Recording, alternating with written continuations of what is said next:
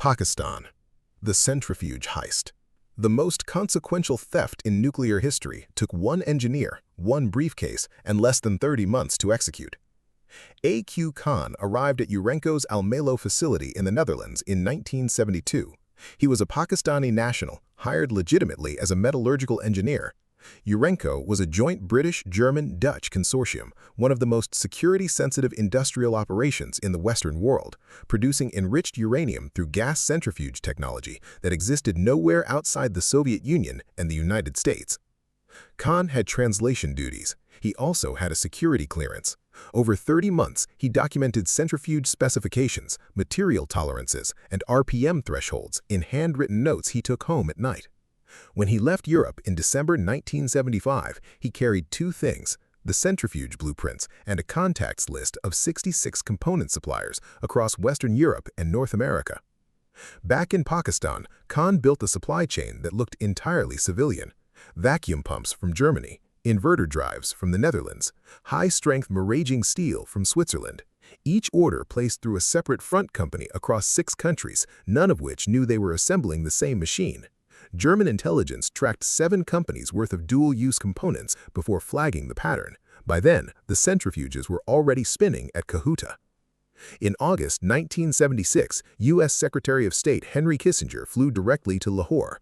He offered Pakistan American A-7 Corsair attack jets in exchange for canceling its nuclear reprocessing deal with France. Prime Minister Bhutto refused. Kissinger told him plainly that the U.S. would make a severe example of him if he proceeded. Bhutto was removed from power in a military coup the following year. He was executed in 1979. Pakistan detonated 6 nuclear devices on May 28, 1998. The theft took one afternoon. The proliferation took 30 years. The blueprint is still in circulation. Israel. What the inspectors didn't see. American inspectors visited Israel's nuclear reactor 10 times. Every visit was cleared. The weapons program was operating 6 floors below where they were allowed to walk. The Dimona reactor went operational in 1963. For the 3 years prior, Israel described it to U.S. officials as a textile research facility, then a metallurgical research station, then a peaceful nuclear research center, as each cover story became implausible. When President Kennedy demanded access, Israeli engineers had one priority: pass the inspections without slowing construction on the levels they would never see. The solution was architectural. Elevator access points leading to the underground complex known as Mahon 2, where plutonium separation was occurring, were bricked over before each inspection visit. False instrument panels were installed in surface-level control rooms. Inspectors were walked through pre-approved corridors at a controlled pace. 10 inspections, 10 clearances. The underground facility was not detected once.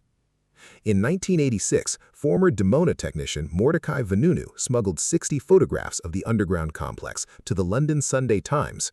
The images showed plutonium glove boxes, assembled warhead components, and lithium-6 deuteride, the architecture of thermonuclear weapons. Israeli Mossad agents lured Vanunu to Rome, abducted him, and returned him to Israel. He was sentenced to 18 years, 11 served in solitary confinement. Israel has never officially confirmed a single warhead. Outside estimates place the stockpile at between 80 and 400 devices. No international inspection has entered Dimona since 1969. The last official answer is still textile factory. India. The peaceful bomb. India detonated a nuclear device in 1974, told the world it was not a weapon, and was technically correct because no treaty they had signed said otherwise. The Cirrus reactor at Trombay went critical in 1960. Canada provided the design. The United States provided the heavy water. Both agreements contained identical language. The reactor and its byproducts could only be used for peaceful purposes. India used Cirrus to produce the plutonium for its first nuclear test. On May 18, 1974, India detonated a fission device at the Pokhran test range in Rajasthan. Yield approximately 8 kilotons, buried 107 meters underground. They named it Smiling Buddha and issued a single official statement. It was a peaceful nuclear explosion, a detonation intended for civil excavation and mining. The legal maneuvering was precise. The 1968 Nuclear Non-Proliferation Treaty contained ambiguous language that did not explicitly prohibit civilian nuclear detonations. India had never signed the NPT. There was no treaty clause to invoke against them. The CIA had zero advance intelligence on the test. The scientists who assembled the device traveled to Pokhran on civilian buses. Canada severed all nuclear cooperation within the month. The U.S. Congress passed new non-proliferation legislation in 1978, a direct legislative consequence of Smiling Buddha. India conducted 5 more tests in May 1998 at the same Pokhran site, 24 years later. The loophole had never been closed. India didn't break the rules, it read them more carefully than the countries that wrote them. North Korea, the treaty exit. North Korea is the only country to sign the Nuclear Non-Proliferation Treaty, receive civilian nuclear assistance because of it, secretly build a bomb anyway, and then use the treaty's own exit clause to leave. North Korea joined the NPT in 1985 and received international technical assistance as a result. Through the early 1990s, IAEA inspectors repeatedly requested access to 2 undeclared waste storage sites near Yongbyon. North Korea denied access each time, listing both sites as conventional military facilities. Satellite imagery showed nuclear signature soil displacement at both locations.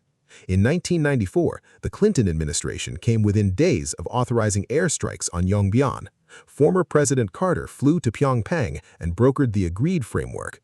North Korea froze its declared plutonium program in exchange for 500,000 metric tons of heavy fuel oil per year and 2 civilian light water reactors.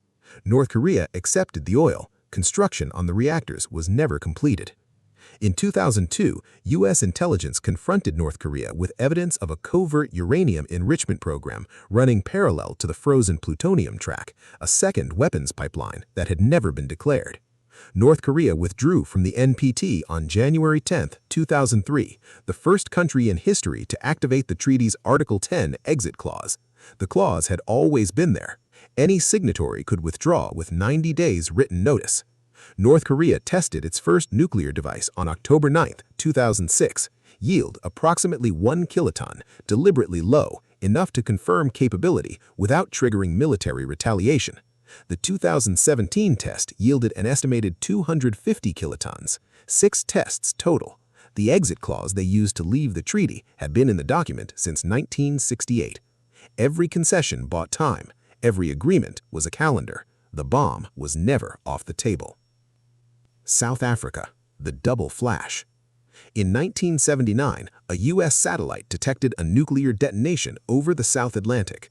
The U.S. government's response was not an investigation, it was a cover story. At 3 a.m. on September 22, 1979, the Vela Hotel 6911 satellite recorded 2 flashes over the South Atlantic, lasting 0.6 and 1.8 milliseconds respectively. That precise optical signature, known as a bang-meter double flash, is produced by exactly one thing, an atmospheric nuclear detonation. The location was 4,700 kilometers from Cape Town. No nation claimed responsibility. South Africa denied it. Israel denied it. The U.S. Carter administration assembled an 8-member scientific panel to assess the event. Their 1980 report concluded the flash was probably not a nuclear explosion, the preferred explanation being a micrometeorite impact on the sensors of the satellite. 3 panel members formally dissented. The Defense Intelligence Agency's internal assessment, classified for decades, concluded it was a nuclear test. Declassified NSC communications from 1979 show U.S. officials understood that confirming a South African nuclear detonation would require sanctioning a key Cold War intelligence partner and triggering congressional hearings. The panel's conclusion made that unnecessary. South Africa confirmed in 1993 that it had constructed 6 nuclear devices under apartheid and had voluntarily destroyed all 6 in 1989 before the transition to democratic government, making it the only nuclear-armed state to have destroyed its entire arsenal. The Vela satellite files were declassified in 2012. Scientists have still not reached consensus on what caused the flash. The political decision was made in 1979 before the panel convened. The satellite saw what it saw. The report said otherwise. In nuclear politics, the difference between those two things is called policy.